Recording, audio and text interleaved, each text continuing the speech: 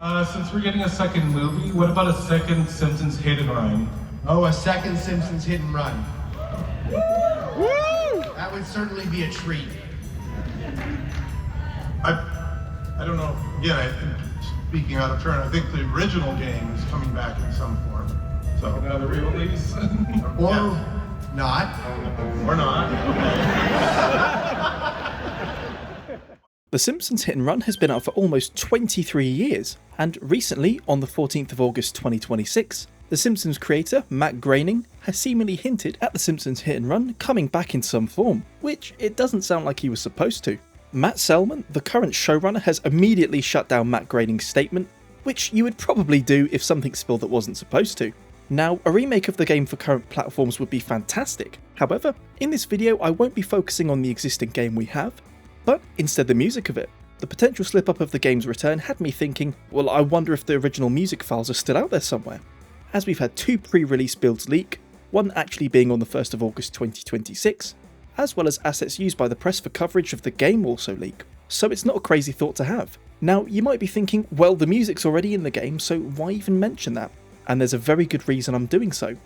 The music as well as dialogue is stored as a Radical RSD file, which was the proprietary file format used by the developer, Radical Entertainment, for audio files. To save space, and due to hardware limitations, they stored the music in 24 kHz instead of the standard 44.1 kHz, reducing the music quality over half, while also compressing what was left. Sure, the game was targeted to kids, but to have such a great soundtrack butchered by software limitations is practically an insult to the composers. Of course, working with early 2000s hardware couldn't have been an easy task with disk limitations, so we probably got the best possible outcome at the time. Moving on to the tracks themselves, I've spoken with all 3 composers for the game within the span of the last 5 years, which has given me some decent insight to how things were done. For example, Mark Burrill, the game's main composer, confirmed to me that all the music was originally 48 kHz, so we know for a fact that the music exists or existed out there in a much more pristine condition than what we have now. One thing that makes me concerned is that if any company gains the rights to The Simpsons and decides to either remake or remaster the game, they will have an incredibly difficult time doing so without the original uncompressed audio files for both dialogue and music. And I'll show you exactly why. The music I'm about to play is a comparison between an in-game track and a small snippet of a high-quality track I was sent by both of the co-composers Alan Levy and Jeff Timoshuk. And Alan was responsible for the rock and punk tracks, mainly Bart's theme, and then you had Jeff Timoshuk, who was brought on for 3 tracks. One was Dr. Nick's, so Monkey See, Monkey Do, Professor Frink's theme, and then the Halloween theme in the final level. Once you've listened to the comparisons, and I recommend you use headphones, you'll understand why the in-game audio presents a bit of an issue for any potential remake or remaster. And just to clarify as well, these snippets are really all I have in regards to information and tracks, but it gives us a really good look into how the music is actually supposed to sound.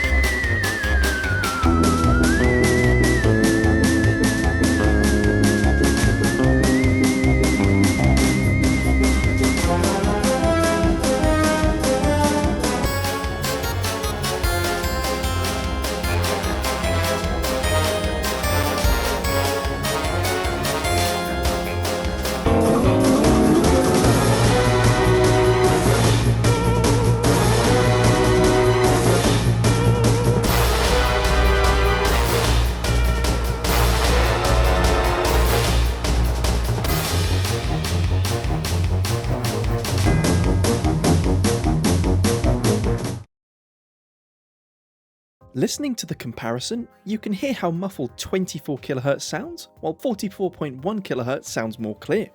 It's like comparing a dirty window that's hard to see out of to a clean, shiny window. You can make out what's there, but you don't really have the full picture.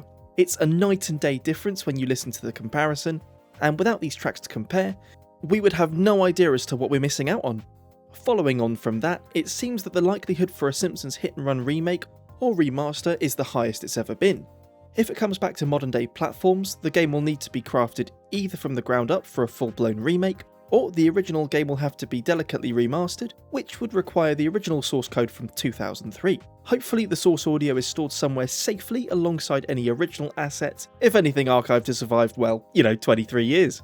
In any event of the game being brought back, a lot more people have access to audio equipment, whether it's a gaming headset, a pair of AirPods, or a full-blown professional audio setup, so having high quality audio is more accessible than ever.